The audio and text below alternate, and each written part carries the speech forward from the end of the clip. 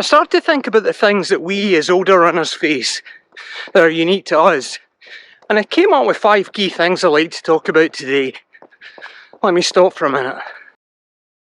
Those 5 things are risk, recovery, metabolism, speed and support. And I think there are unique challenges associated with all of these concepts that we face as older runners. We have more risk of injury, we have more risk of illness, and that illness being more serious, and we have more risk of stupid things happening to us as well.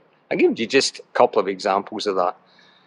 I've been feeling pretty good recently after recovering from injury, and went to bed on Sunday night feeling good, looking forward to this week's running, and I woke up on Monday morning with a hamstring twinge. Like, all I did was sleep. And I have a friend who's a really fast runner, qualified for Boston, went up there, tripped off a curb, and basically couldn't finish the race because he hurt himself tripping off a curb. And you know, maybe if he'd been 25, 30 years younger, he would have landed a bit differently, reacted a bit differently. And it's just a fact of life that we are more exposed as older runners to risk. So what can we do about that? Well, I think in relation to injury, there's certainly a lot of things that we can actively do on that. And strength training is a very important thing to do. But I really believe it needs to be focused to be strength training for runners and strength training specific to older runners. I spent a lot of time in the gym this summer doing strength training, but I had no plan to it. I just went in, I used the machines, and I did what I thought would be good leg exercises. But when I went to a sports therapist later on in the fall and told her the exercises I was doing, it was clear that about 1/3 to 2/3 of them I was doing wrong or were just a waste of time. So I think it's very important that you take the time to research what is appropriate exercise for strengthening and risk avoidance for older runners. And it doesn't need to be lifting heavy weights in the gym. I think as older runners, one thing we also have to recognise that sometimes what we actually need in terms of risk is patience. Take Monday as an example with me. I woke up with a tweaked hamstring for no apparent reason, and thankfully for once I exercised a bit of patience. I cancelled my run for that day. I walked the dog a little bit, stretched out the hamstring. It kind of got better. And I also took the chance to do something else to reduce my risk. I went and got my long put off COVID and flu shot for the year, which always knocks me out. I mean, I was basically done for the next day and a half. But being knocked out for a day and a half made me realise a bit more about the second point I wanted to talk about, and that is recovery. Older runners need more time for recovery, whether that's from injury, from a late night, from a long flight, or from a hard run. The key first step for me in this area of recovery was actually putting my ego aside and recognising that I did need extra recovery.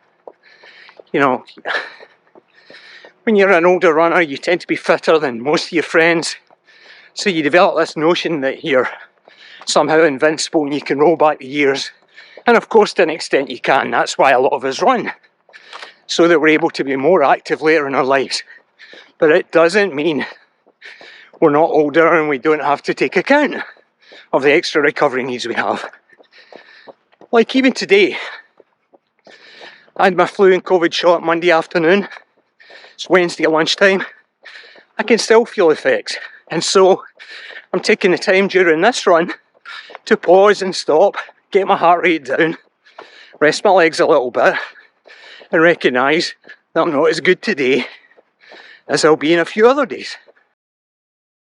I think another very important point about recovery is what you do immediately after a run, and any run really. And that relates to both nutrition and to stretching. You really should get some nutrition into you fairly soon after a run. Ideally, carbohydrate-rich meal or a shake with some protein in it.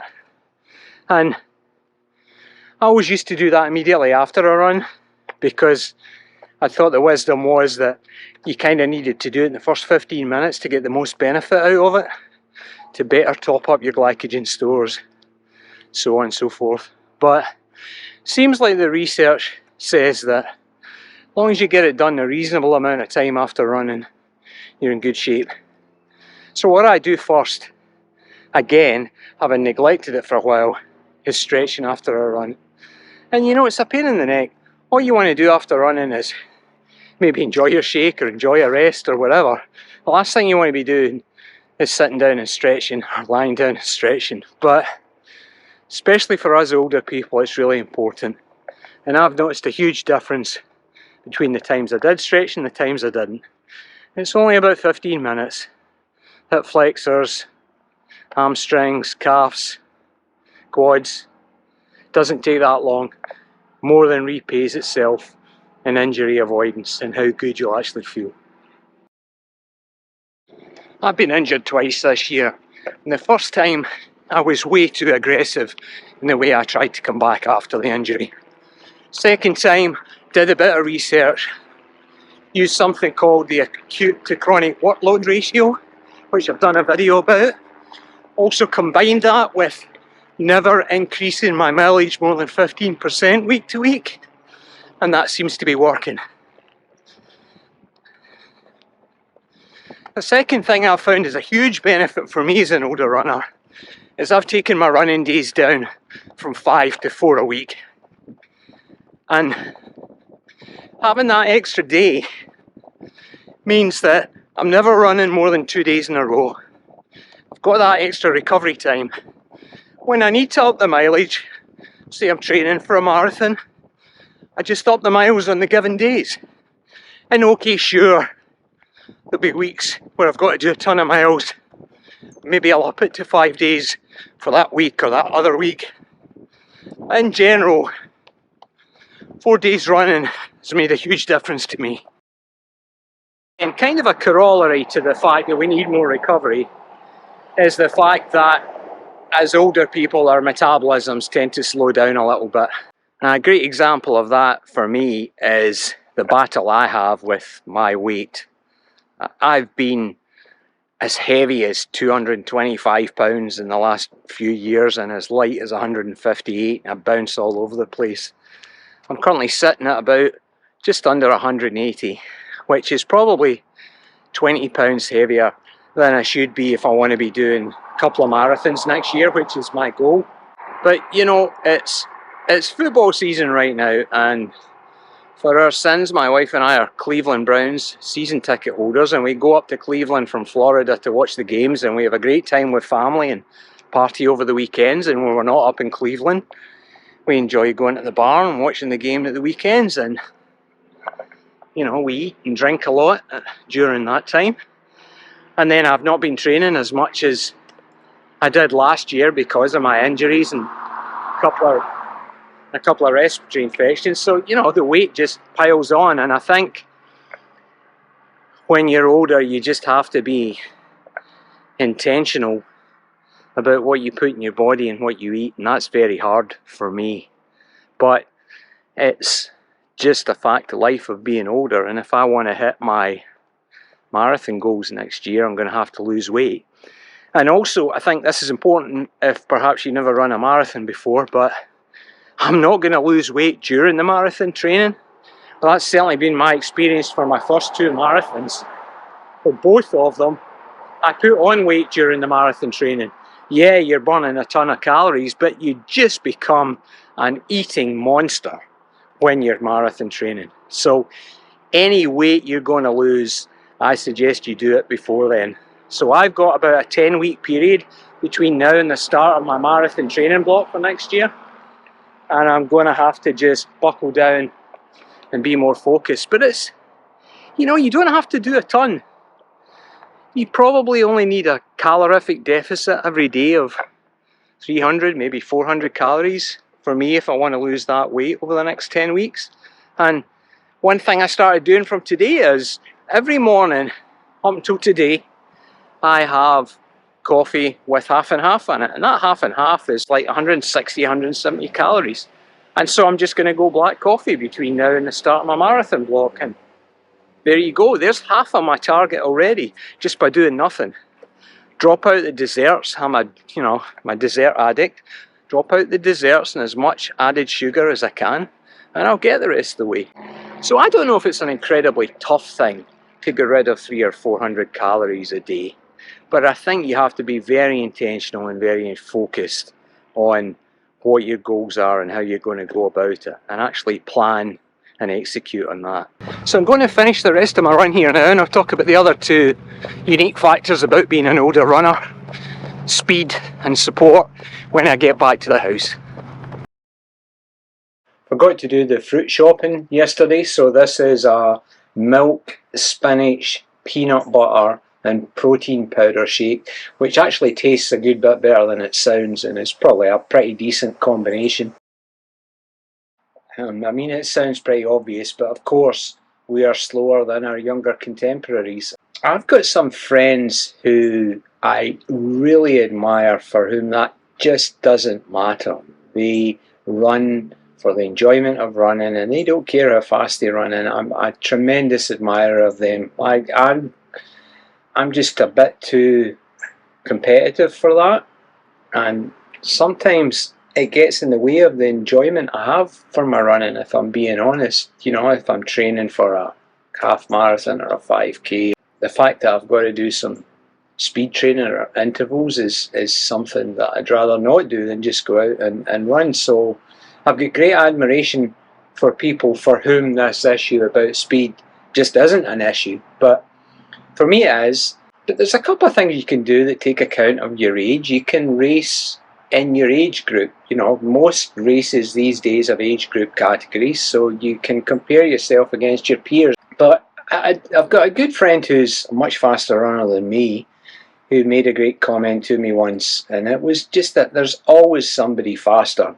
Doesn't matter what your age group is. And so really, if you've got this competitive streak that I have, the most healthy thing you can do is compete against yourself. Set your targets for your own improvement that is based on the who you were before you started training a little bit more, or the who you were before you decided you'd start focusing on a specific distance. As we get older, we're still going to get slower, but I think one thing you can do, even if you're getting slower as you age, is to use age-adjusted paces or age-adjusted calculators that are available. I'll put some up right now. I mean, look at your own pace on here, and look at what that's equivalent to in relation to a 30-year-old. And isn't that encouraging?